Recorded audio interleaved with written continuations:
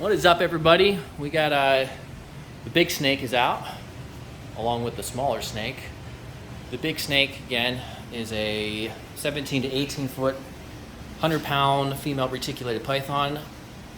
The other one is, and yes, they are cohabbed, is a probably about 10 feet so far, about 20 pounds, maybe 18 to 20 pound Burmese python, and she is a hypo. This is an orange glow retic. Now, of course, they're both female, so I am cohabbing them, which means they live in the same enclosure. And I know that is frowned upon by many. However, there's plenty of people who keep, and even zoos who cohab snakes. And there's just a couple things that you have to be 100% certain about and careful of, and that is when you're feeding them, you separate during feeding, and when you reintroduce, you make sure that there is no scent. So you spray them down with water, essentially, and I just wipe them off as well. So obviously the big girl, I leave her inside, but I take the, wow, she's backing up. Look at her, the small girl. All right, now she's going forward. Anyway, yeah, I take her out, either if the big girl's feeding or if she's feeding herself. All right, so about the enclosure, oh, and by the way, my boy's out. I literally just fed him about 5 minutes ago, a quail. This is my Asian water monitor, Neptune. He's very curious. He likes coming out and walking around, but I need to secure some areas outside of the enclosure first before I let him do that again. So yeah, let me talk about the actual enclosures. So let me get a wide shot here, zoom out. This is 15 feet. The total enclosure height is probably close to 8, probably 7.5, 8 feet. But inside, in this area where they're at currently, from here to here is 5.5 feet. But it is, I think, 7 feet when we account for this pool, essentially. So this area right here is raised up by 2 feet, this black portion. And there are knobs I can remove those. Right now I kind of screwed them in because Neptune was getting underneath them and hiding. But it's just basically empty under there. And that's also where I have the filter. So the filter, honestly, is only a Fluval FX4. And of course, if either one of them crap inside of the pool, that means I'm immediately just doing a full water replacement and also cleaning the filter. But they don't crap very often. Because I only feed the smaller snake every 3 to 4 weeks, and she doesn't always go in the water. And then the big snake, you know, her feedings are anywhere between 1 to 3 months, depending on the size. So the filter, you can see there's a hose going in. That's the intake, and then right here, that's the outtake, right, or the output rather. And yeah, it's fine enough water pressure. And I keep it kind of lower just because I did have some issues with leaking. I'm going to try it again to get a little bit higher, but still, even if this big snake fully submerges herself, like she is fully submerged when she gets in there, that's also a heater in there, so I keep it up around like 81 degrees Fahrenheit. This background is a Universal Rocks background, a single panel, a 16 foot by 9 foot panel. So there's only like 5 foot there, so I had extra panel. There's some over here on the side. Some over here on the side as well, along with that basking spot, essentially. I am going to be putting in halogen basket for a proper basking spot on that basking, over the basking ledge, essentially. And it was $2,200 just for that rock background, so quite expensive. This right here, this pool, that's basically cement / concrete with pond armor added on top of it. I would not do that route. I would do what I did over here instead with this 300-gallon Rubbermaid tub. It just makes life so much easier. I had issues with leaking the other one, and that was just a pain in the butt. We'll talk about this one in a second, this enclosure. Outside of that, for heating, you can see we have two, let me zoom out, two of these 4 feet by 2 feet 400 watt radiant heat panels from Pro Products. They do a perfectly fine job. Everything, it gets exactly where I need it to be. You can see I have one of the what do you call sensors here. I have Wi-Fi temperature and humidity sensors right here. So at that point, it's 73.5% humidity, 85 at that point, Fahrenheit degrees rather. I have a couple more. There's one over here attached to the wall down there, and that way I can just check them on my phone. This right here is a fake cement tree. I had a guy come and do that, the guy that did this. That's the only thing that I didn't do as a part of this project. And that's basically, oh, and the glass, this is a 3/8 inch thick tempered glass, these panels. So it spans just about 15 feet, and they're about 5 feet. And I think that was like $2,000 to have it installed as well. So the whole package was $2,000. All right, so this one, very similar sort of enclosure. It's taller because there's more space inside because I didn't build it up, the platform. This is all universal rocks as well.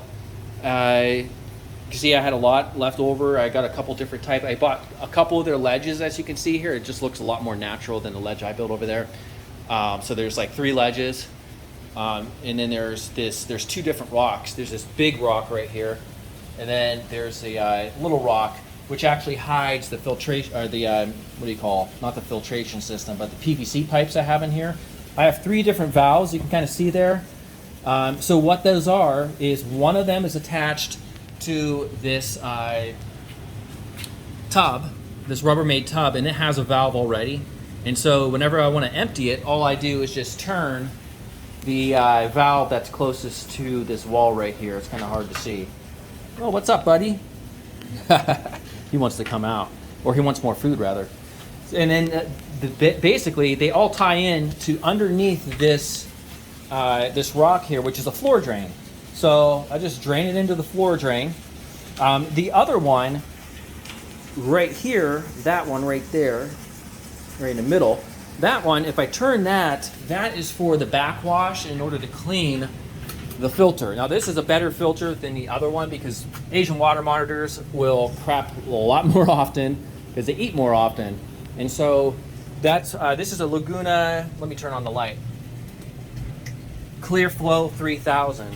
I actually have another one of these in the outdoor enclosure I'll talk about in a second. So it's not very pretty right here, but basically I attach this right here.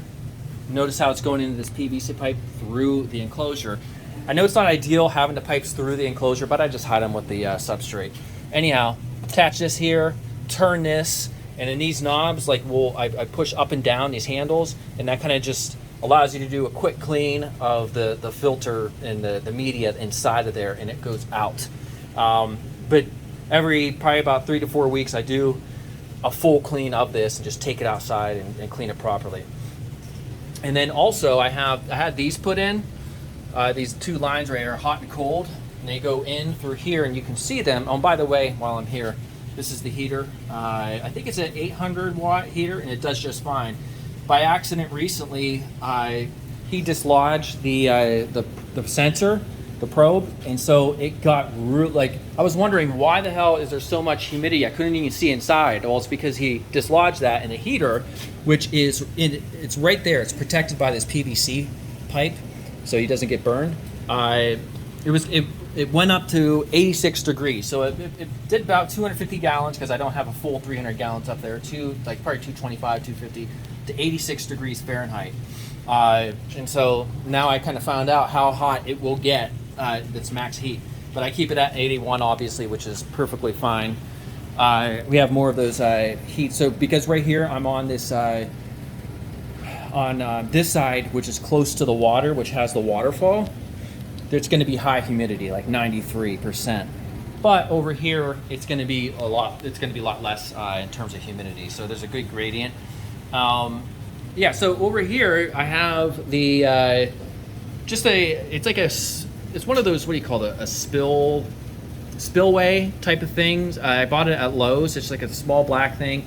I attached from here, right here, and it's going all the way up all the way over there to a hole in the back. And it just provides a really cool sort of waterfall, but it also really helps boost humidity up, and also helps move the water around a little bit more. So anyhow, what else? So in terms of heat, that's like a 250 watt radiant or ceramic heat emitter, and that combined with these, which are, I think they're 90/full 72, something like that, halogen from Lowe's or Home Depot. That provides a lot of heat. The surface temperature for the basking spot on this one, I believe, is around 132 degrees Fahrenheit, which is ideal for Asian water monitors. This one's a little bit cooler, just to give him two different areas. Most of the time he's on this one. Sometimes he'll be on that one. You want to provide just different types of heat. Now this over here, I have it. It looks ugly. I need to get a panel and just like make that look better. But for now, I have that boarded up because it was a hole that allowed him to go through here into the outdoor enclosure. It's middle of October. It's way too cold, so I've had this shut down for a while now. But he has a big outdoor enclosure with a pond and all that good stuff, where he can freely go in between both enclosures as he wishes. And he did. He utilized it for this summer, and he was out there probably 90% of the time. He really liked it out there. That's why I'm trying to get this set up here in this basement a little bit better so that he can come out and just hang out or whatever. Because we are in northeastern Ohio, it gets way too cold. So anyhow, I'm trying to think if there's anything else worth mentioning.